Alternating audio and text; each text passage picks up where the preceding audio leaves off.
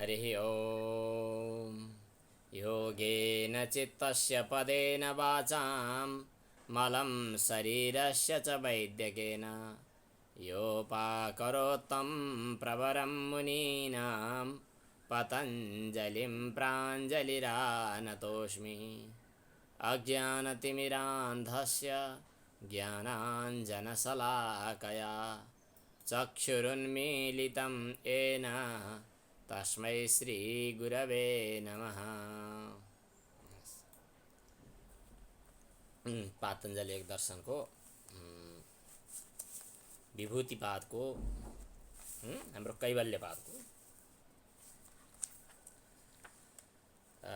हामी 8औं सूत्रसम्म पुगिसकेका छौँ। 7औं सूत्रसम्मको हामीले अभ्यास गरिसक्यौँ। अब आज 8औं सूत्रबाट हाम्रो प्रवेश हुन्छ। कर्मा शुक्ला कृष्णम योगिनस्त्रिविधमितरेषाम्। यहाँसम्म पुगिसकेका छ। अब यसपछि ततस्तद्विपाकानुगुणानाम् एव अभिव्यक्तिर्वासनानाम्। अब यहाँनिर वासनाको अभिव्यक्ति कसरी कुन प्रकारले हुन्छ भन्ने विषयमा अबका सूत्रहरूको विषय आइरहेको छ। जस्तै कर्महरू भिन्न भिन्न किसिमका हुन्छन्।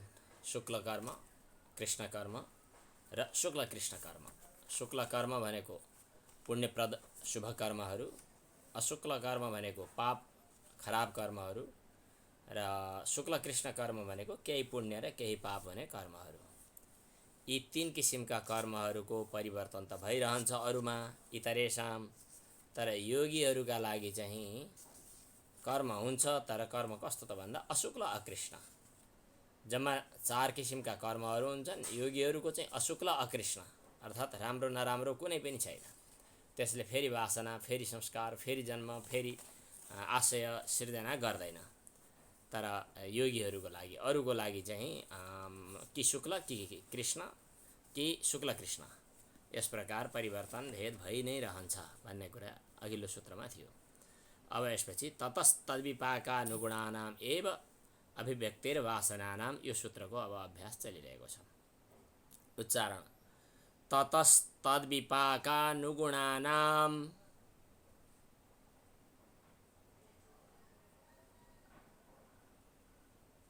एव अभिव्यक्तिर्वासनानाम् ततस्तद्विपाकानुगुणानाम्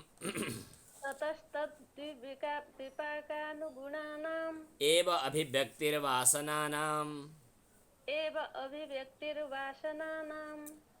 साधारण मनुष्यहरू जो कि शुक्ल कि कृष्ण कि शुक्ल कृष्ण कर्म गरिरहेका हुन्छन्, ती कर्महरूले अथवा ती कर्महरूबाट, ततः भनेको ती कर्महरूबाट, तद्विपाकानुगुणानाम भनेको उनको विपाक भनेको कर्मको फल। कर्म गरेपछि त फल त भोग्नै पर्यो।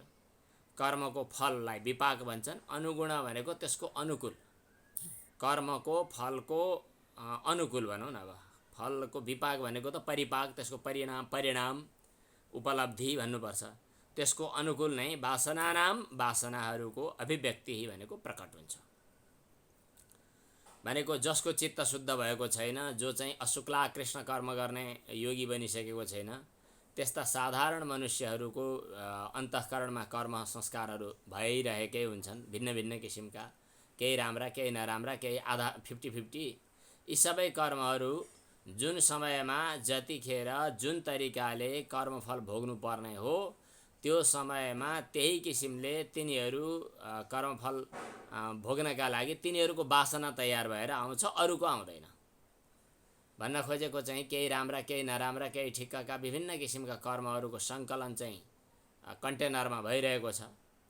त्यसमध्ये चाहिँ त्यहाँभित्र पनि जस्तै गाई बनेर भोग्नुपर्ने कर्म वासना छ भने त्यतिखेर गाईका लागि अनुकूल वासना चाहिँ त्यता जम्मा भएर बसिदिए। अब अरू बाँदर बन्नुपर्ने वासना, सर्प बन्नुपर्ने वासनाहरू बाँकी रहे। अब जुन समयमा सर्प बन्नुपर्ने वासना मतलब उसको तयारी हुन्छ, त्यतिखेर चाहिँ तदनुकूल वासना मतलब पूर्व संस्कारहरू चाहिँ त्यसका लागि पछि लाग्छन्, अरू बाँकी रहेका संस्कारहरू लाग्दैनन्। जस्तै सर्वसाधारण हामी जतिका मानिसहरू कोही देवता बन्नुपर्ने, कोही दानव बन्नुपर्ने, कोही चाहिँ मनुष्य बन्नुपर्ने, कोही राक्षस अथवा सर्प इत्यादि बन्नुपर्ने भिन्न भिन्न वासनाहरू उता बाँकी नै छन्। ती सबै वासनालाई दग्ध गर्न त योगी हुनु पर्यो, त्यो छुट्टै कुरा भयो। त्यहाँ नपुग्दासम्म देवता बन्न अथवा भनौँ मनुष्य बन्न लागिरहेको बेला तदनुकूल वासनाहरू आइपुगे। बानर बन्न लागिरहेको बेला तदनुकूल, कमिला बन्न लागेको बेला तदनुकूल वासना आइपुगे। तद्विपाकानुगुणानाम भनेको त्यो कर्मफल भोग्नका लागि अनुकूल भएका मात्रै वासनाहरूको त्यतिखेर अभिव्यक्ति हुन्छ, अरू बाँकी रहेकाहरूको हुँदैन। अरू कर्मका फल भोगहरू चाहिँ त्यतिखेर अब तिनीहरू सुषुप्त अवस्थामा मात्रै रहिरहन्छन्। अब यसको चाहिँ हामी व्यास भाष्यको आधारमा हेरौँ। तत इति त्रिविधात् कर्मणः, ततः भनेको ती तीन किसिमका कर्महरूबाट भनेको, तीन किसिमका कर्महरू भनेको शुक्ल कृष्ण र शुक्ल कृष्ण, यिनीहरूको तद्विपाकानुगुणानाम एव, ती कर्मको विपाकको अनुकूल अर्थात् जुन किसिमका, जुन जाति प्रजातिका अथवा जुन विशेषताका कर्महरू चाहिँ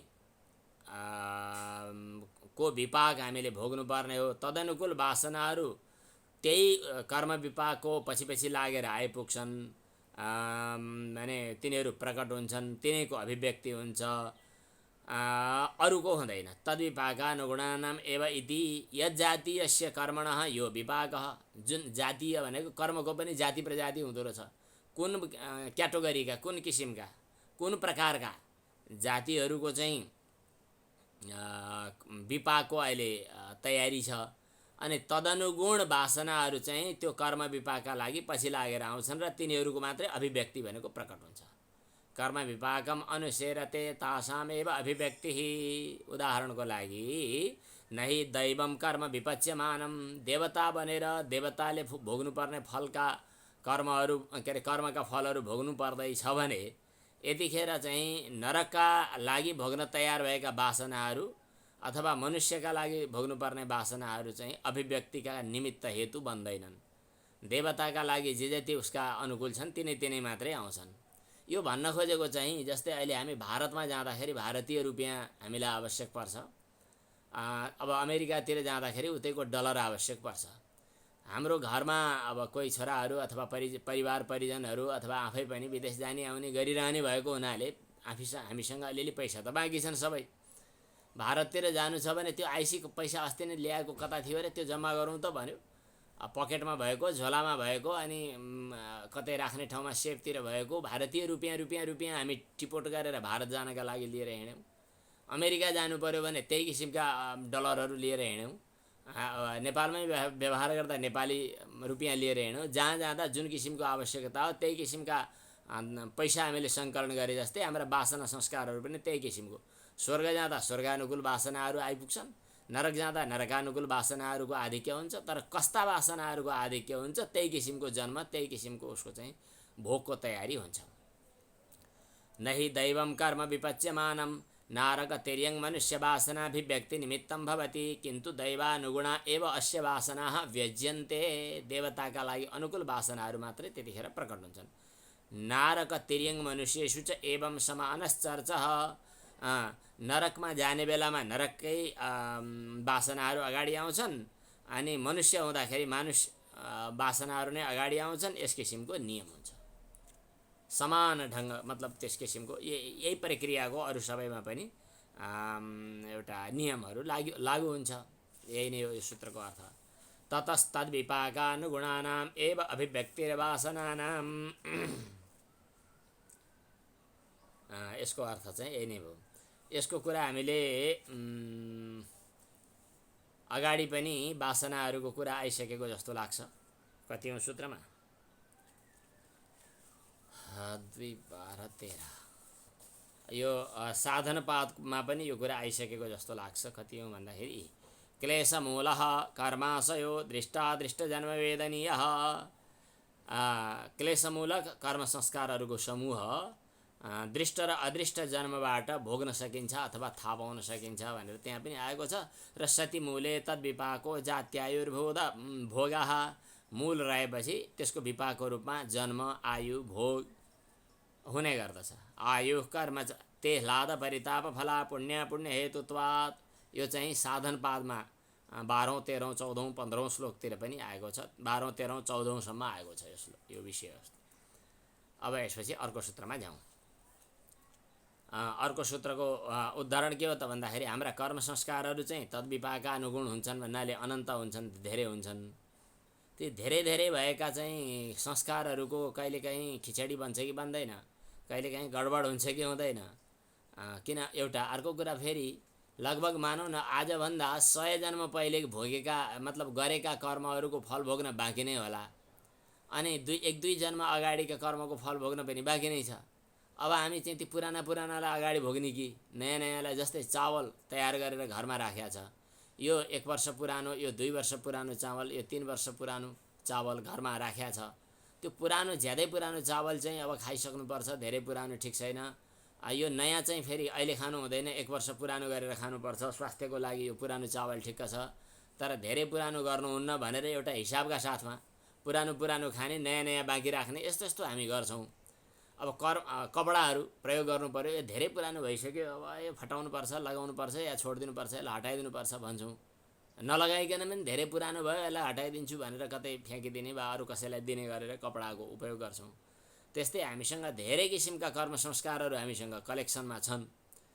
तिनीहरू अब धेरै पुराना भइसकेपछि तिनीसँग हाम्रो सम्बन्ध जोडिने कि नजोडिने कि, तिनीहरूको धेरै समय धेरै ठाउँ, अब कोही अमेरिकामा बसेर कर्म गऱ्यौँ होला, कोही चाहिँ स्वर्गतिरै गऱ्यौँ होला। स्वर्गको त बरु सम्बन्ध छैन, किनभने कर्मफल भोग्नका लागि गरिने कर्म त पृथ्वीमै रहँदा मनुष्य जन्म नै हुँदाखेरि हो।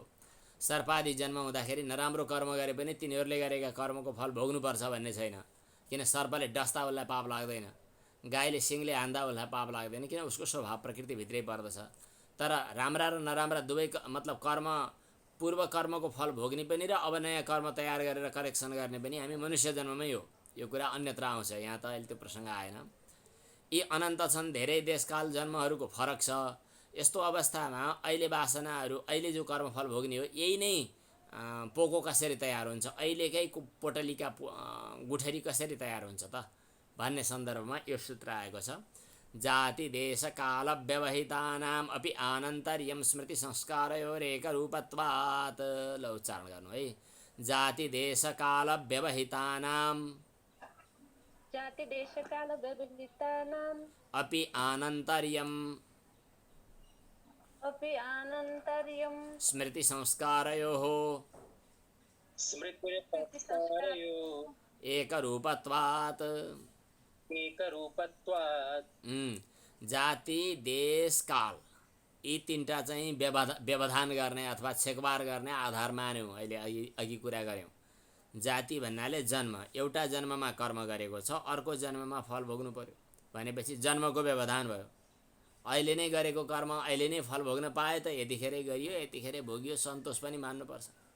आज नै देवघाटमा एउटा बहुत नराम्रो दुर्घटना, हिजो दुर्घटना भयो। आज चाहिँ एउटा शोकको वातावरण छ वरपर। उमेर अवस्थाको सानै उमेर, मतलब लगभग 30-35 वर्ष उमेरको व्यक्ति हिजो दुर्घटनामा परेर उपचार गर्न लगेको, असफल जस्तो भन्ने सुनिन्छ अहिले।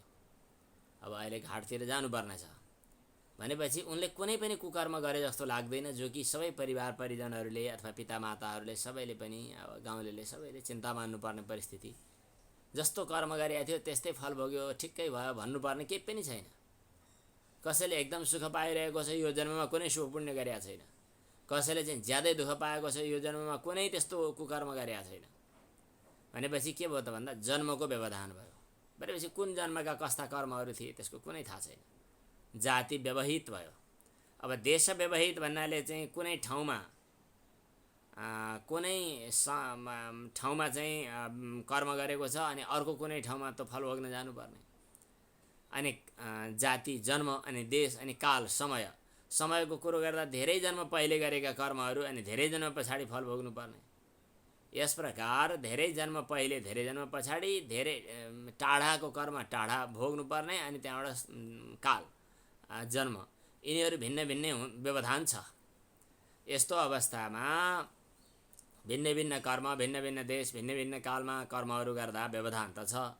तर पनि भनेको जाति देश काल व्यवहितानाम अपि, जाति देश कालको व्यवधान भएर पनि जन्म, ठाउँ र समय फरक फरक भएर पनि आनन्तर्यम भनेको अन्तर हुँदैन, संस्कारको व्यवधान हुँदैन, ठिक उसै गरी कर्म संस्कार फल भोग्न पाइहालिन्छ। कर्मको संस्कारमा कुनै व्यवधान हुँदैन, तत्काल फल भोग्न तयारी भइहाल्छ। किन? स्मृति संस्कारयोः एकरूपत्वात्, व्यवधान हुँदैन, टाढा हो भन्न पर्दैन। किन? स्मृति र संस्कार एकरूप समान विषयक भएको हुनाले, अर्थात् स्मृति र संस्कार दुईटै एकै स्वरूपको हुने भएको हुनाले। यसको सामान्य अर्थ त सूत्रबाट लाग्ने अर्थ लाग्यो। सामान्य सूत्र सुन्दा केही पनि अर्थ लाग्दैन। एकपटक यसलाई यति विचार गरिसकेपछि अर्थ यसको लाग्यो।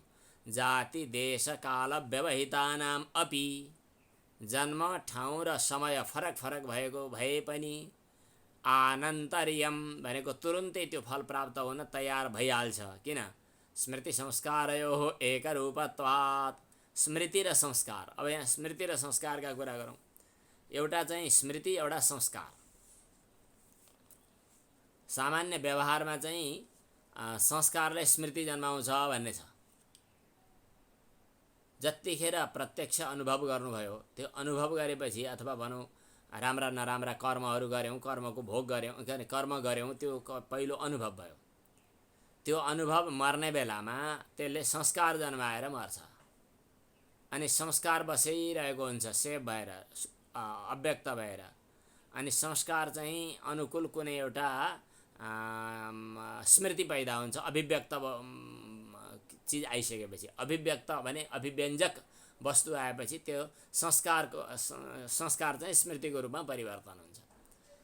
कुनै एउटा अनुभव गरेका थियौँ हामी सानो बालक छँदाखेरि, मानव एकछिनका लागि, त्यस्तो गर्नुभएको हजुरहरू कोही हुनुहुन्न। उदाहरणको लागि छिमेकीको काँक्रो चोरेको, अथवा घरमा नै त्यो सलाई चाहिँ भेटेर आगो नलगाउनु पर्ने ठाउँमा आगो लगाइदिएर छिमेकीको त्यो परालको चाङ डढेको, त्यो कुरा चाहिँ जहिले डढ्यो त्यतिखेर चाहिँ अनुभव गर्यो। अब त्यो बिर्सियो लामो समयसम्म। आज मैले कुरो कोट्याइदिएँ हो त भनेर फेरि उसले चाहिँ थाहा पायो। भनेपछि जहिले अनुभव गर्यो त्यतिखेर त्यो अनुभव चाहिँ मर्ने बेला, अर्थात् त्यो नष्ट हुने बेला त्यसले संस्कार बनाएर मर्यो। अनि आज त्यही संस्कारलाई कसैले उद्बुद्ध गरिदियो, आग लागि गरेको देख्यो कि, अथवा चाहिँ केही अर्कै कुरो, अथवा कसैले काँक्रो चोरेको अन्यत्र पनि देख्यो कि, अनि देखेपछि त्यो सम्झ्यो। भनेपछि संस्कारले स्मृतिलाई लिएर आउँछ भन्ने हाम्रो प्रचलन हुन्छ। अब यहाँ पनि संस्कार बाँकी छ। त्यो संस्कारले पूर्वतन कर्महरूको फललाई चाहिँ ठक्रक्क यहाँ उभ्याएर ल्याइदिइहाल्छ भन्ने कुरा छ। अब हामी स्मृति र संस्कार चाहिँ एकरूप भएको हुनाले, अर्थात् संस्कारले स्मृतिलाई ठ्याक ल्याएर जोडिदिइहाल्ने भएको हुनाले भन्नुभयो। जति जन्म पहिले कर्म गरेको भए पनि, जुन ठाउँमा कर्म गरेको भए पनि, जुन जन्ममा कर्म गरेको भए पनि, आज त्यो संस्कारलाई एक ठाउँमा जम्मा गरेर त्यो स्मृतिले ती संस्कारहरूलाई कलेक्सन गरिदिन्छ र त्यही फल भोग्न ऊ तयार भइहाल्छ। स्मृति र संस्कार एक भएको हुनाले जुन फल मिल्नु छ तदनुकूल भोगवासनाहरू, संस्कारहरूले स्मृति पैदा गरिदिइहाल्छ।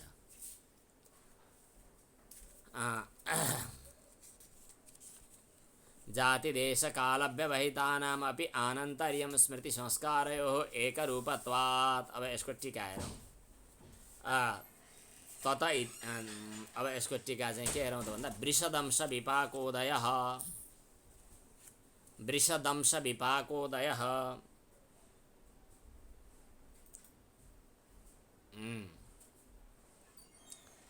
वृषदंश विपाकोदयः स्वव्यञ्जकाञ्जनाभिव्यक्तः स यदि जातिशतेन वा दूरदेशतया वा कल्पशतेन वा व्यवहितः पुनश्च स्वव्यञ्जकाञ्जन एव उदीयात् द्राक् इत्येव पूर्वानुभूत वृषदंश विपाकाभिसंस्कृता वासना उपादाय व्यज्येत। वृषदंशका आँखुभुक भन्छन्। यो बिरालो भनेको अमरकोशमा हाम्रो शब्दकोशमा आउँछ। वृषदंशका भनेको चाहिँ के त भन्दाखेरि के अरे बिल्ली, बिरालो, बिडाल। अब वृषदंशक भन्नाले बिडाल जातिको बिरालो नै भन्न पनि मिल्दैन, किनभने गोरुसँग उसको त्यति धेरै दुश्मनी हुँदैन। त्यसकारणले बिडाल जातिका साना चितुवा बाघहरू, बिडाल प्रजातिका साना हुन्छ नि ती निगालो झाङभित्र बस्ने बाघहरू, यिनलाई पनि वृषदंशक भन्न सकिन्छ।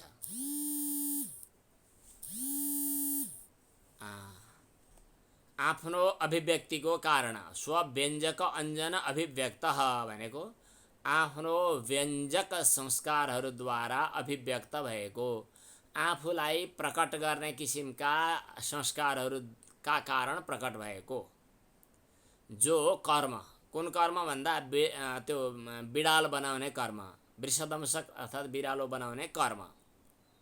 त्यो कर्म कस्तो त भन्दा आफ्ना अभिव्यक्त गर्ने संस्कारहरूका कारण अभिव्यक्त भएको स्वव्यञ्जक अञ्जन अभिव्यक्त भएको जो बिडाल जाति तयार पार्ने कर्म हो।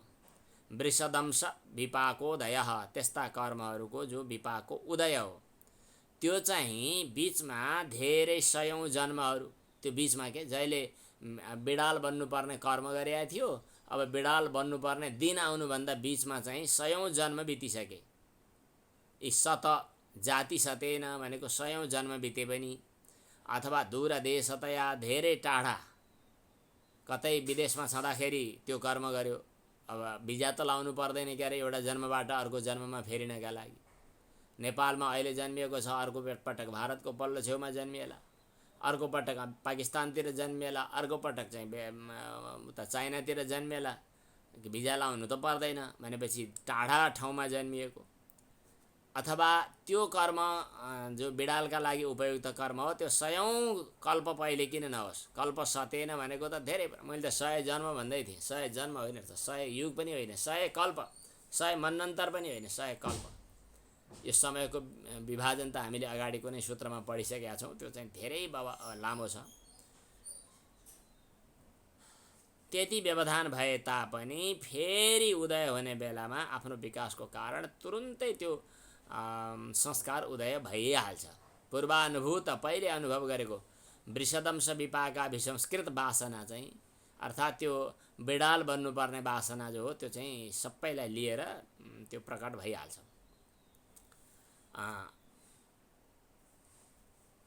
भनेको के त भन्दाखेरि पहिले अनुभव गरेको बिडाल योनि रूपी विपाकले विपाकको अनुभवले उत्पन्न भएको वासनाहरूलाई ग्रहण गरेर त्यो अभिव्यक्त हुन्छ। लामो समय व्यवहित भए तापनि उसको पुरानो वासना जो हो त्यो समान जातीय अभिव्यञ्जक कर्महरू त्यसका लागि निमित्त हुन्छन्। अनन्तरीय पनि त्यसैका लागि निमित्त हुन्छन्, किनभने स्मृति र संस्कार चाहिँ समान छ। अब यहाँनेरि मैले अहिले पढ्दा पढ्दै एउटा कुरा अर्को पनि आइरहेको छ। यो न्याय दर्शन पढ्दाखेरि एउटा कुरा के आएको छ भन्दाखेरि बच्चाले जन्मिँदा जन्मिँदै, मान्छेकै बच्चाले जन्मिँदा जन्मिँदै आमाको दुध पिउनका लागि उत्सुक हुन्छ। अझ विशेष गरी मानिसको लागि पनि बरु मुखको नजिक लगेर अनि यसो छुवाइदिनुपर्छ होला। गाईको बाछाहरू अथवा पशु जातिहरूमा चाहिँ जन्मिएपछि त्यो दुधको खोजी आफै गर्छन् र सिकाइरहनु पर्दैन कि अनि ऊ आफै जिब्रो लपलपाउँदै गएर स्तनमा गएर आमाको स्तनमा दुध पिइहाल्छन्। त्यसलाई पूर्व जन्ममा पनि इदम मदिष्ट साधनम भन्ने अनुभव गर्ने आधार हो भनेर न्याय दर्शनमा पढिएको थियो। कुनै पनि कर्ममा प्रवृत्त हुनका लागि दुईटा कामहरू आवश्यक पर्छन्, एउटा इष्ट साधनता ज्ञान र एउटा कृति साध्यत्व ज्ञान।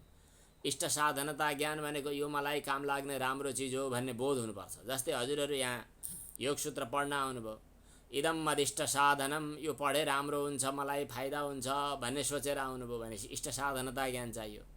इष्ट साधनता ज्ञान त लगभग 100 जना 150-200 जनालाई थियो होला, आउनुभएको थियो, तर कृति साध्यत्व ज्ञान भएन। मैले उदाहरणका लागि भनेको, यसको अन्यथा अर्थ होइन। कृति साध्यत्व ज्ञान के भयो भने यो अलि अप्ठ्यारा शब्दहरू कहाँको त्यो व्यास भाष्य भन्ने आयो, त्यो हामीले चाहिँ सक्ने हाम्रो उसको कुरो पनि होइन, हामीले भोलि गएर कतै भन्नु काम पनि छैन। त्यसकारणले अब त्यो कहाँ व्यास भाष्य पढेर साध्य भन्यो भनेदेखि के भयो त भन्दाखेरि कृति साध्यत्व ज्ञान भएन। कृति साध्यत्व भने मेरो तागत मेरो खुबीले त्यो भ्याएन भन्यो भने पनि त्यहाँ मान्छे प्रवृत्त हुँदैन। जस्तै सगरमाथा चढ्नु राम्रो कुरा हो, किन नाम चल्छ, सबैले ठिक भयो भन्छन् भनेपछि इष्ट साधनता ज्ञान त थियो, तर हजुर हामी गएनौँ। किन गएनौँ? हामी जानै सक्दैनौँ, त्यस कारणले गएनौँ भने कृति साध्यत्व भएन।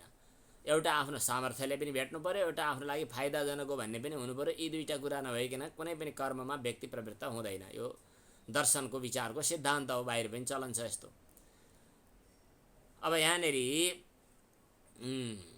बच्चाले इदम मत्कृति के अरे इदम मदिष्ट साधनम भन्ने बोध भयो, यो मलाई फाइदाजनक हो भन्ने बुझ्यो। किनभने अघिल्लो जन्ममा मैले आमाको दुध पिउँदा मलाई तागत आयो, मिठो भयो, त्यसले ऊर्जा दियो, त्यस कारणले मैले आमाको दुध पिउनुपर्छ भन्ने कुरा पूर्व अनुभवका कारणले बच्चोले दुध पिउन जाँदैछ। भर्खर जन्मिदेखि गरेको बच्चाले भनेपछि त्यहाँ कुरो के आयो त, अघिल्लो जन्ममा दुध पिएको सम्झेर अनि दुध पिउन गएको हो भन्ने न्याय दर्शनमा सिद्धान्त छ। अनि त्यसो भए मान्छेले के भन्छन् त भन्दा, त्यसो भए पूर्व जन्ममा अनुभव गरेका सबै कुराहरू सम्झिने त अहिले खोइ त सम्झेको भनेर भन्दाखेरि, सम्झन त सबै कुरा सकिन्छ, तर त्यो सम्झिने कुराहरूलाई उक्साउन, त्यसलाई चाहिँ जिस्काउन, त्यो कुरालाई उद्बुद्ध गर्नका लागि त्यस अनुकूल चाहिँ कुनै अरू आधार चाहिन्छ। अब जस्तै यहाँ हाम्रो महेश सन्यास आश्रमका पीठाधीश स्वामी रामानन्दजी हुनुहुन्थ्यो, अहिले त उहाँ हुनुहुन्न, बित्नुभयो। उहाँ र म सँगै लामो समय सँगै बसेको हुनाले कुनै व्यक्तिले मलाई भेट्यो भने अनि स्वामीजी सन्चै हुनुहुन्छ, कहाँ हुनुहुन्छ अहिले भनेर सोधिहाल्थे। किनभने मलाई भेटेपछि उहाँको सम्झना, उहाँको पहिलेको अनुभव चाहिँ उद्बुद्ध भयो। एउटा योगी देख्यो भने अथवा दण्ड लिने दण्डी सन्यासीलाई देख्यो भने अनि यसको दण्ड लिन्छ नि यसले त, आज त दण्ड खोइ त भनेर दण्ड सम्झियो। एउटा सधैँ हात्ती चलाएर हिँडिरहने गरेको मान्छे चिनेको छ भने त्यो हात्ती देख्ने बित्तिकै त्यो हात्ती चलाउने मान्छे सम्झना आयो। कुनै ब्याङ्कको काउन्टरमा बसिरहने मान्छे सधैँ ब्याङ्कमा देखिरहेको, किन ब्याङ्कका मान्छेहरूलाई त ग्राहकलाई त चिनिरहेका हुन्छन्, देखिरहेको मान्छे बाहिर बाटोमा देखियो भने पनि यो त ब्याङ्कमा देखिएको, ब्याङ्कमा अस्ति जाँदा यस्तो यस्तो भएको थियो भनेर त्यो व्यक्तिले ऊ ब्याङ्कलाई सम्झायो बाहिर बाटोमा भेटिँदा पनि। भने जस्तै एउटा कुन, अब जस्तै कुन जन्ममा कुन संस्कार थियो, त्यो जन्ममा अनुकूल वातावरण तयार हुँदाखेरि त्यो जन्मका संस्कारहरू त्यसका हृदयमा उद्बुद्ध भइ नै हाल्छन्। यथा अनुभव तथा संस्काराः, जस्तो अनुभव त्यस्तै संस्कार, त्यही चाहिँ कर्मवासनानुरूपा, ती संस्कारहरू पनि कर्मवासनाले तयार भएका कर्मवासनानुरूप भएर आउँछन्। जस्तो वासना त्यस्तै स्मृति। यस प्रकार जाति देश कालले व्यवहित भएर पनि संस्कारहरूबाट स्मृति, स्मृतिबाट संस्कार, यस किसिमले स्मृति र संस्कारहरू कर्माशयको वृत्ति माने कर्माशयको कर्म संस्कारको वृत्ति भनेको उनीहरू फलोन्मुख हुने बेलामा त्यही अनुसार भएर प्रकट हुन्छन्। त्यसकारण व्यवहितानामपि लामो समय ढाकिएका मतलब अन्तराल भएर पनि निमित्त नैमित्तिक भावानुच्छेदाद आनन्तर्यमेव सिद्धम, यिनीहरूमा निमित्त र नैमित्त भाव हुन्छ। एउटा कारणबाट पैदा हुने कार्य, यस किसिमको भाव हुने भएको हुनाले उनीहरूको आनन्तर्य सिद्ध हुन्छ। उनीहरू जहिले पनि आइदिन सक्छन्, तर संस्कारहरूको त्यो उपयुक्त समय आएपछि।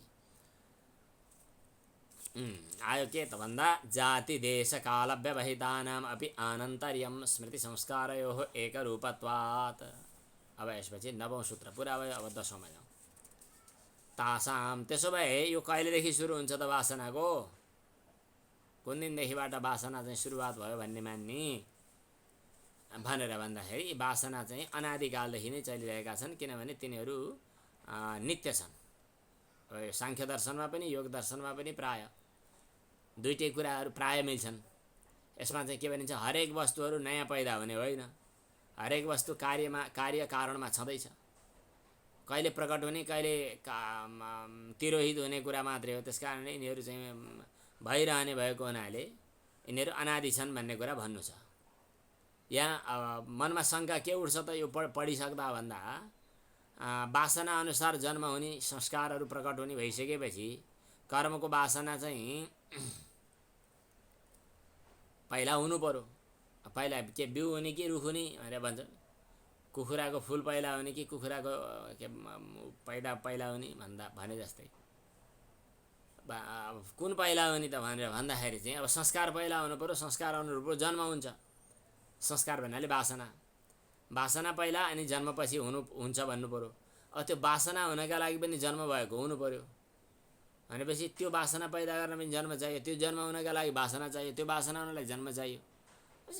पहिला कहिले कहाँबाट कुन पैदा भयो त भन्दाखेरि यो चाहिँ अनादि नै हो यो भन्ने कुरा यहाँ बताउनु छ। यो हरेक अरू धेरै कुराहरू हामीले त पढेकै छैनौँ, एउटा सामान्य सूत्रहरू पढेर यहाँभित्रको रहस्य बुझ्छौँ। समग्र दर्शन पढियो भने कुरा एउटा लामो एउटा विचार चिन्तनहरू लुकेको हुँदो रहेछ दर्शन शास्त्रभित्र। त्यो केही कुरा बताउनका लागि दर्शनका अरू मान्यता पनि त्यही ढङ्गका बनेका हुन्छन्। घर कस्तो बनाउने हो त्यही ढङ्गका इँटाहरू, त्यही ढङ्गको जग, कति तल लैजाने, कति फराकिलो बनाउने, त्यही अनुसार तल जमिन कति गहिरो बनाउने, कस्तो फलाम राख्ने, कति चाहिँ मोटो बनाउने, यस्तो खाले कुरा हुँदो रहेछ। त्यस कारणले दर्शनमा चाहिँ एउटा हाम्रो जो छ नि परिणामवाद, नित्य निरन्तर परिणत भइरहन्छन्। तर कुनै पनि वस्तु नयाँ पैदा भयो भन्ने हुँदैन, कारणमा कार्यहरू रहिरहेका छन्। पहिले घिउ पहिल्यै छ, घाँसमै छ, घाँस खान्छ गाईले, गाईको शरीरमा परिवर्तन हुँदै गर्छ, दुध बन्छ, दही बन्छ, अनि घिउ बन्छ। अब दुध दही नष्ट भयो भन्ने पनि होइन, तिनीहरू पनि फेरि छँदैछन्। यो एउटा अनादि प्रवाह नित्य निरन्तर छँदैछ भन्ने कुरा छ यसको सिद्धान्त। तदनुकूल यहाँ चर्चा आइरहेको छ। अब सूत्र आयो अर्को, उच्चारण गर्नु होला। तासाम अनादित्वम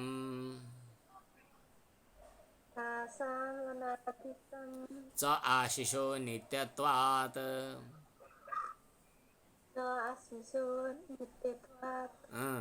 तासाम भनेको ती वासनाहरूको भनेको, स तौ ते सा ते ता हामीले संस्कृत पढ्दा पढेको, तस्याः तयोः तासाम तस्याम तयोः तासु, षष्ठीको बहुवचनमा तासाम भनेको तिनीहरूको भन्नाले अघिल्लो सूत्रमा जसको कुरा गरिसकेका छौँ तिनीहरूको।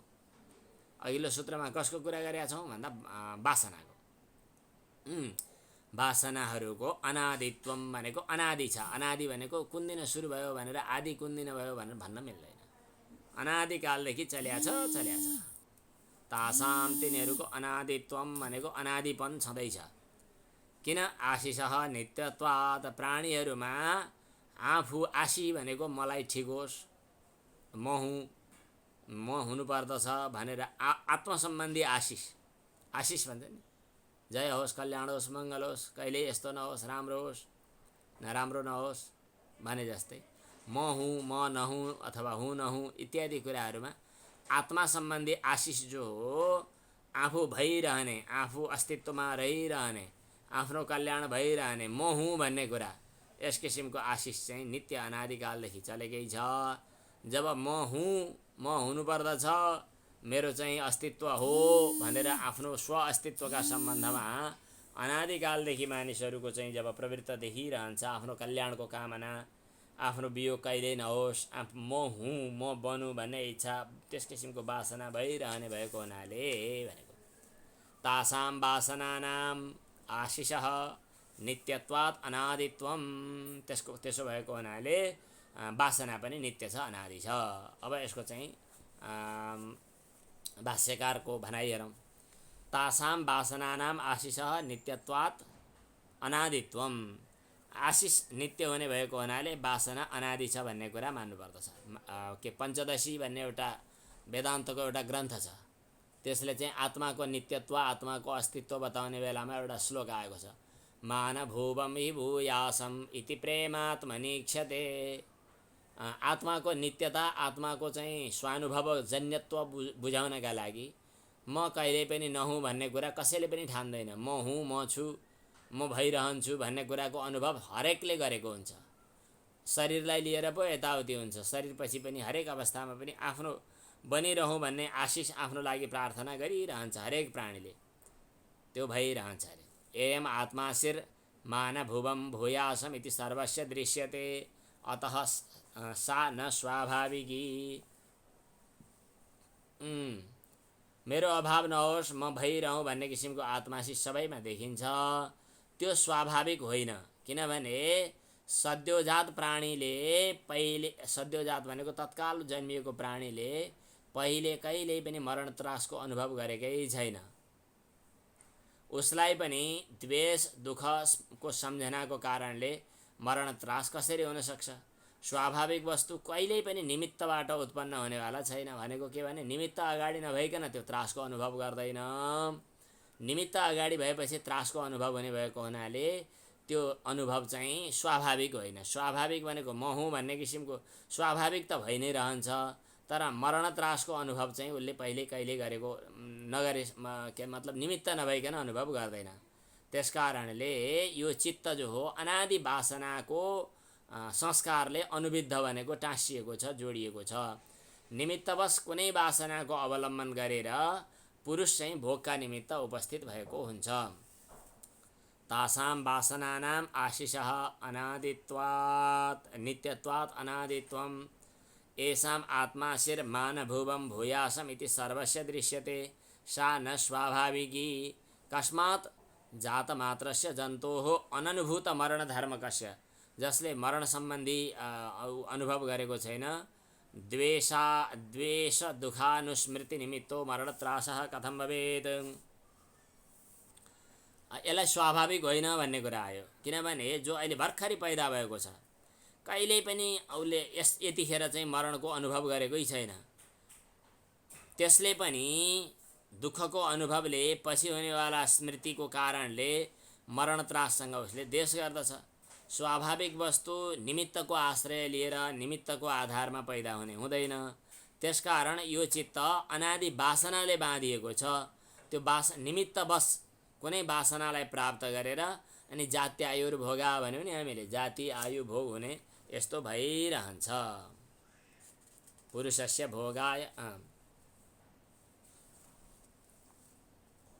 पुरुषस्य भोगाय उपवर्तते। यसको तात्पर्य के भयो त? चित्त अनादि अनेक जन्मबाट विभिन्न तयार भएका वासनाहरूले युक्त भएको छ, तर पनि सबै वासना एकैचोटि प्रकट हुँदैनन्। जुन कर्म फल दिनका लागि तयार भएर उत्पन्न भएको छ त्यही कर्म नै जसको अभिव्यञ्जक हुन्छ, त्यस्ता वासनाहरू प्रकट हुन्छन् र मानिसको चाहिँ त्यो भोग दिन्छन्। अरू वासनाहरू दबिरहन्छन्। यो कुरा बताउनका लागि अर्को चाहिँ एउटा प्रसङ्ग उठाइदिनु भयो कि दृष्टान्त दिनुभयो कि व्यासले घटप्रासाद प्रदीपकल्पम सङ्कोच विकासी चित्तम। घटप्रासाद प्रदीपकल्पम भनेको चाहिँ के त भन्दाखेरि घैँटोमा राखेको बत्ती घैँटोको आकारको प्रकाश दिन्छ। घरमा राखेको बत्तीले घैँटो के अरे घरको बराबरको प्रकाश दिन्छ भनेपछि घैँटोमा राख्यो भने त्यो प्रकाश सङ्कुचित भयो, घटाकार बन्यो। घैँटाभित्र राख्यो भने, घरभित्र राख्यो भने घराकार बन्यो। यस्तै प्रकार जसरी त्यसै गरी चाहिँ चित्त मनुष्य शरीरमा बस्यो भने मनुष्याकार बन्यो, हात्तीको शरीरमा बन्यो भने हात्ती आकार बन्यो, अनि कमिलाको शरीरमा बन्यो भने तदनुकूल आकार प्रकारवाला बन्यो। यस प्रकार घट सङ्कोच विकासी चित्तम शरीर परिणामाकारम इति अपरे प्रतिपन्नाः। शरीरको आकार प्रकारको हुन्छ भन्नेवाला अरू सिद्धान्तवाला व्यक्तिहरूले प्रतिपादन गर्दछन्। उनीहरूको मतमा चाहिँ यस्तो चित्तको अन्तराभाव अर्थात् अघिल्लो शरीर त्यागेर अर्को शरीर प्राप्ति रूपी जो अन्तरा भनेको बिचको व्यवधान समय भनौँ न, अब बिचको मध्य अवस्था हो, त्यो चाहिँ त्यतिखेर चित्तको एउटा शरीरबाट अर्को शरीरमा जाने अवस्था मध्य अवस्था भयो। अनि संसार भनेको चाहिँ जन्म परम्परा यो पनि सङ्गत हुन्छ। तथा च अन्तराभाव भनेको बीचको अवस्था र संसारश्च युक्त इति वृत्तिरेव अस्य विभुनः सङ्कोच विकासिनी इति आचार्यः।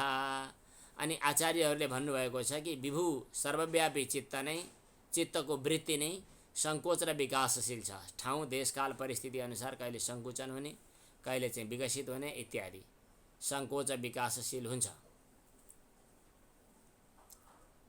तच्च धर्मादि निमित्तापेक्षम, यो चाहिँ धर्मादि निमित्तको अपेक्षा गर्दछ अरे। धर्मादि निमित्त भन्नाले चित्तको यो चाहिँ धर्म ज्ञान वैराग्य ऐश्वर्य अधर्म अज्ञान अवैराग्य अनैश्वर्य यिनीहरूलाई धर्मादि भनिन्छ। यिनीहरूको अपेक्षा चित्तको सङ्कोच र विकास चाहिँ यी धर्मादिको अपेक्षाबाट हुन्छ। यो निमित्त पनि दुई किसिमको छ।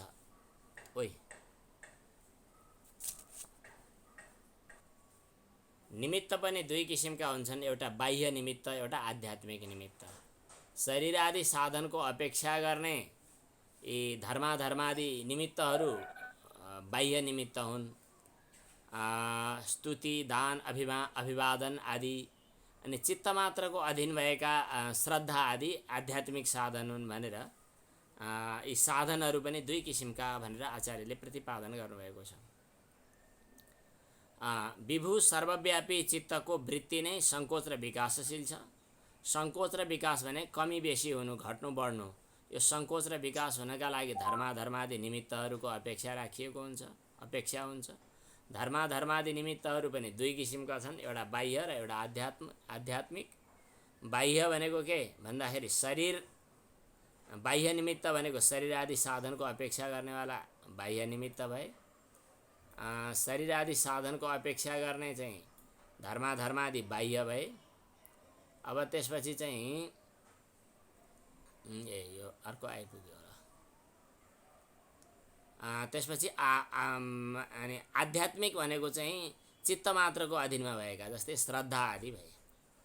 यस विषयमा आचार्यहरूको यहाँ भनाइ पनि आएको छ कि तथा च उक्तम ए च एते मैत्र्यादयो ध्यायिनां विहाराः। ध्यायीका जो मैत्री आदि विहारहरू, सुख साधनहरू जो हुन्, यिनीहरू बाह्य साधनको अपेक्षा गर्दैनन् अरे। अब यो मुख्य कुरा है। ए च एते मैत्र्यादयो ध्यायिनां विहाराः, ते बाह्य साधन निरनुग्रहात्मानः, बाहिरी साधनको अपेक्षा गर्दैनन्। प्रकृष्टम धर्मम अभिनिर्वर्तयन्ति, यिनीहरूले उत्कृष्ट धर्महरू सिद्ध गर्दछन्। यसलाई यसो म्युट गरिदिनु कि ल भयो होला।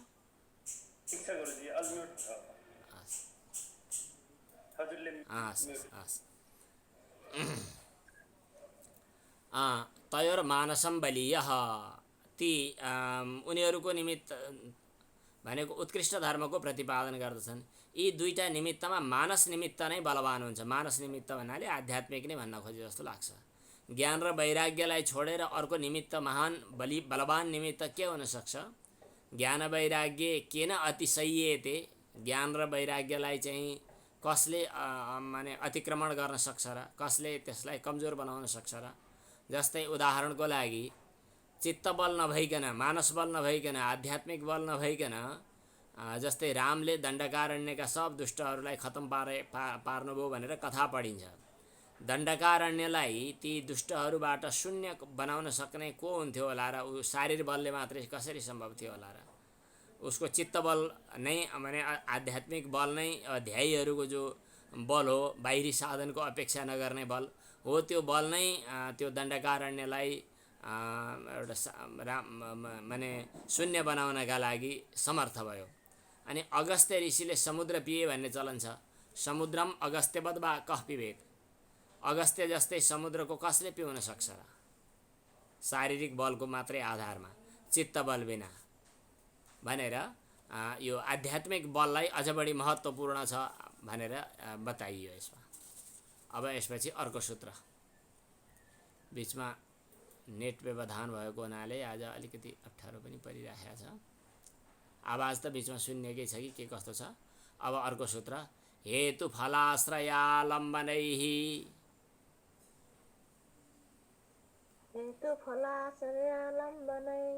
संगृहीतत्वात् येषाम् अभावे तदभावः, हेतु फलाश्रयालम्बनैः संगृहीतत्वात् येषाम् अभावे तदभावः। अब चारवटा कुरा रहेछन् यहाँ, हेतु, फल, आश्रय र आलम्बन। अब के भन्न खोजेको भन्ने कुरा बिस्तारै हामी पछाडि हेर्दै गरौँला। हेतु भनेको कारण हो। जस्तै हेतु भनेको कारण भयो। अविद्या, अस्मिता, राग, द्वेष, अभिनिवेश इत्यादिहरूले वासना जन्माउँछन् भन्ने हो भने वासनाको हेतु अविद्या आदि क्लेश भए। अब त्यसपछि चाहिँ फल भनेको त्यो वासनाबाट पछि परिपाक परिणामको रूपमा आउने फल जो हो, त्यसलाई फल भन्नु पर्यो। त्यो फल पछि पैदा हुने चिज भयो। अब आश्रय भनेको तिनीहरूको चाहिँ आधार भयो, त्यो कहाँ बस्छ भन्नु पर्यो, त्यो बस्ने आश्रय चाहिँ चित्त भयो। अनि आलम्बन भनेको त्यसलाई समाउने झुन्डिने ठाउँ अथवा त्यसलाई समाउने आधार, डोरी, त्यो के हो भन्नु पर्यो, त्यसलाई आश्रय आलम्बन भन्नु पर्यो। त्यो आलम्बन भनेको चाहिँ विषयहरू, शब्द आदि विषय भए। यो हामीले अब यो भाष्यकारले पनि बताउनु होला, यहाँ बुझिन्छ। हेतु फल आश्रय र आलम्बन चारवटा। अब सामान्य पहिलो चरण बुझिहालौँ, अनि दोस्रो चरण फेरि गहिरो गरी बुझौँला। आपाततः हेर्दा हेर्दै तत्काल बुझ्ने कुरा भनेको हेतु भनेको कारण भनेको हो। यो संस्कार अथवा वासना बन्नुको कारण के भन्दा अविद्या, अस्मिता, राग, द्वेष, अभिनिवेश आदि क्लेशहरू। अनि त्यसपछि चाहिँ तिनबाट कर्म बन्यो। कर्म बनेपछि त्यसको फल भोग्नु पर्यो। फल भनेको पूर्वजन्म, पुनर्जन्म अथवा सुख दुःख इत्यादि। आयु भोग, जात्यायुर्भोगाः भन्यौँ नि हामीले। जाति, आयु, भोग यिनीहरू चाहिँ के भयो? यसका फल भयो। ती बस्ने ठाउँ आश्रय। आश्रय भनेको चित्त भयो। आलम्बन भनेको विषय भयो। यी चारवटाहरूद्वारा भनेको हेतु, फल, आश्रय र आलम्बन, यिनीहरूबाट, यिनीहरूद्वारा, यिनीहरूको कारणबाट सङ्गृहीतत्वात् भनेको वासनाहरूको सङ्ग्रह, थुप्रो जम्मा हुने काम हुने भएको हुनाले हेतु छ अनि फल दिन्छ। कुनै आश्रयमा बसेको छ, कुनै कुराको आलम्बन गरेको छ। त्यस कारणले येषां भनेको यी चारवटाको अभावे भनेको भएन भने के भएन भने हेतु, फल, आश्रय र आलम्बन भएन भने वासना पनि हुँदैन। न रहे बाँस न बजे बाँसुरी। जब हेतु, फल, आश्रय र आलम्बन छैन भने वासना पनि छैन। तेषां अभावे तद अभावः। हेतु, फल, आश्रय र आलम्बन छैन भने त्यो पनि छैन। वासनाको उत्पन्न हुनका लागि हेतु, फल, आश्रय र आलम्बन चाहिन्छ। यिनीहरू भएनन् भने वासना पनि हुँदैन। यो सामान्य सूत्रबाट प्राप्त भएको अर्थ भयो। अब यसको चाहिँ व्यास भाष्यको आधारमा अर्थ गरौँ। अब हेतुः भनेको के? कारण। हेतुर्ना कारणम बीजम निधानम त्वादि कारणम। जहाँ पनि हेतु भनेको कारण। अब धर्मात् सुखम अधर्मात् दुःखम। धर्म गरेपछि सुख हुने, अधर्म गरेपछि दुःख हुने, यो त सबैलाई थाहा छँदैछ। अनि सुखात् रागः। सुख भएपछि त्यसमा आसक्ति बढ्छ, राग भयो। अनि दुःख भयो भनेदेखि त्यस्तो त भन्छ, द्वेष गर्छ। अनि राग भयो भने रागका निमित्त पनि प्रयत्न गर्छ। आहा, त्यो त मलाई अब गाँजा खाने नै बानी पर्यो भने, गाँजा खाने बानी पर्यो भने त्यसबाट एक किसिमको एकछिनका लागि सुख, काल्पनिक सुखको अनुभूति भयो। सुखको अनुभूति भइसकेपछि त्यसबाट के भयो त भन्दाखेरि चाहिँ राग भयो, फेरि पनि चाहियो, फेरि पनि चाहियो। कहीँ केही गर्दा दुःख भयो, दुःख भएपछि त्यसबाट द्वेष भयो। देशबाट हट्न अथवा दुष्ट वस्तुबाट टाढा हुन, रागी वस्तुबाट चाहिँ फेरि आसक्त हुनका लागि प्रयत्न भइरहन्छ। अनि त्यस प्रकार राग, द्वेष, सुख दुःखका कारणले गर्दा मन, वचन र शरीरले परिस्पन्दमान भनेको चाहिँ बढी छटपट गरिरहन्छ। मन, वचन र शरीरले चाहिँ परिस्पन्दन गर्दछ। परम अनुग्रहणाति, अर्कालाई कसैलाई अनुग्रह गर्दछ, कसैलाई उपहन्ती, काट्छ, मार्छ, दुःख दिन्छ। अनि अनुग्रह गर्दा धर्म, अनि काट्ने मार्ने दुःख दिने गर्दा अधर्म। अनि धर्मपछि अनि सुख, अनि दुःख, अनि राग, अनि द्वेष, यो त भइ नै रहने भयो। यस प्रकार धर्माधर्मादि 6वटा अराले युक्त भएको संसार चक्र प्रवर्तन भइरहने भयो। 6वटा अरा भनेको चक्रको टुप्पो हुन्छ। त्यो चक्र जस्तै ठुलो गाडीको चक्का छ भने गाडीको चक्कामा पनि खट्ट बाहिर चाहिँ थोरै खटक गरिरहेको हुन्छ। त्यो च्यानहरू, मतलब ठुला डोजरहरू, क्रेनहरूको चाहिँ त्यो च्यान पनि हुन्छ बाहिर, त्यो खटखट गरिरहने। बाहिरको जो चक्काको भाग हो त्यसलाई अरा भन्छन्। हाम्रो यो संसार चक्रको, अविद्या चक्रको चाहिँ 6वटा अरा छन् बाहिर। के एउटा धर्म, अधर्म, सुख दुःख, अनि राग र द्वेष। त्यो साइकलको चक्का छ भने पनि भित्र माझमा एउटा धुरा के हो थाहा छैन, भाषा भन्न जान्दैन, भित्र हुन्छ। अनि त्यसबाट साना साना सराहरू निस्किन्छन्। अनि बाहिरी चक्काको घेरो हुन्छ, त्यो घेराको बाहिरी भागलाई चाहिँ अरा भन्छौँ।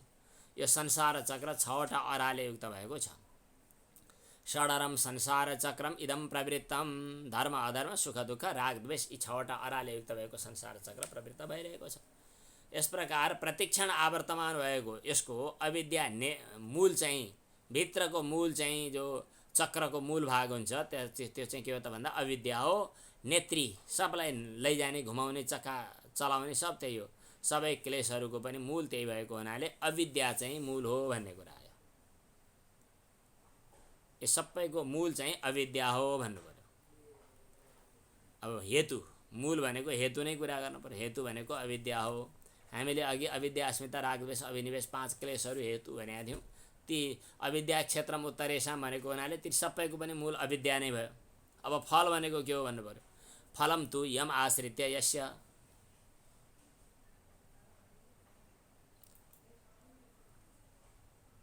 फलम तु अलिकति है, फलम तु फल के हो त भन्दाखेरि जसको आश्रय र आश्रय वा उद्देश्य गरेर प्रत्युत्पन्नता धर्मादिको वर्तमानता हुन्छ, त्यो अपूर्वोपजन भनेको पहिला भएकै कुरा पैदा भएको, नहि अपूर्वोपजन अपूर्व वस्तु पैदा भएको त छैन।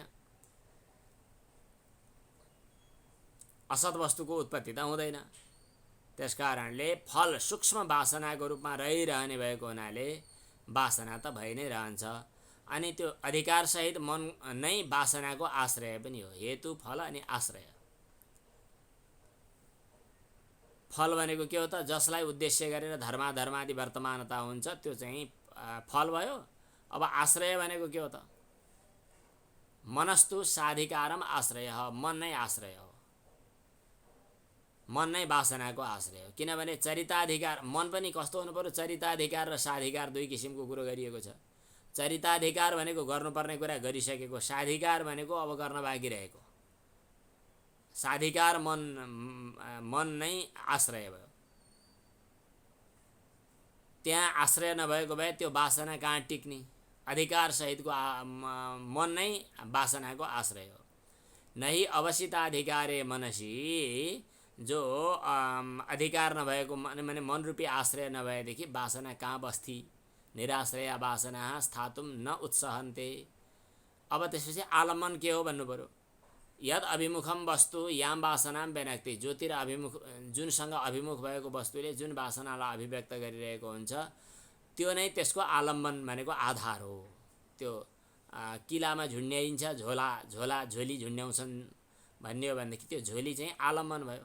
ओ हाम्रो क्यालेन्डर झुन्ड्याउने काँटी जस्तै, के का आधारमा झुन्डिने त त्यो भन्दाखेरि चाहिँ वस्तुहरू जुन वासनालाई, जो अभिमुख भएको वस्तुले वासनालाई अभिव्यक्त गर्छ भने विषयहरू त्यसको आलम्बन भए।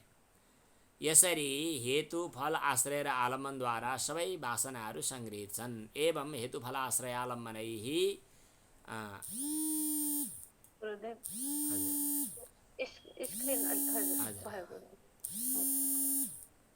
यस प्रकार हेतु फल आश्रय र आलम्बनद्वारा सबै वासनाहरू सङ्गृहित हुन्छन्। तिनीहरूको अभाव भयो भने सञ्चित वासनाहरूको पनि अभाव हुन्छ। एतेषां अभावे तत्संश्रयाणाम् अपि वासनानाम् अभावः। यस प्रकार हेतु फल आश्रय र आलम्बनद्वारा सङ्गृहित भएको हुनाले यसाम अभावे, यिनीहरू भएनन् भने तदभाव भनेको वासनाको पनि अभाव हुन्छ। भनेपछि हामीले चाहिँ निवृत्ति गर्ने प्रयास के को, हेतु फल आश्रय र आलम्बनको निवृत्तिका लागि प्रयास गर्नुपर्दछ। तर यिनीहरू निवृत्ति हुने मात्रै हो, तदभाव तासाम, यिनीहरू हुँदै नहुने समाप्त हुने भन्ने त होइन। यिनीहरू निवृत्त हुने, यिनीहरू आफ्नो आधारमा विलीन हुने, विलीन अवस्थामा रहने चाहिँ हो। तर हुँदै नहुने, समाप्त हुने, नष्ट हुने भन्ने खाले कुरा हुँदैन। किनभने यिनीहरूको एक किसिमको चाहिँ नित्यता छँदैछ। जसरी अविद्या आफ्नो लागि नभए पनि अरू कसैका लागि भइरहन्छ, ऊ नित्य छ भनेर, प्रकृति नित्य छ भनेर हामीले पहिला कुरा गरेका थियौँ। त्यस्तै गरी यहाँ यी अविद्या वासनाहरू यिनीहरू चाहिँ अतीतानागतम स्वरूपतो अस्ति अद्वैता धर्माणाम, यो अर्को सूत्रमा आउँछ। अर्को सूत्रको प्रसङ्ग हामी अर्को दिन गरौँला। आज यही नै विश्राम गरौँ, समय अतिक्रान्त भइसकेको छ।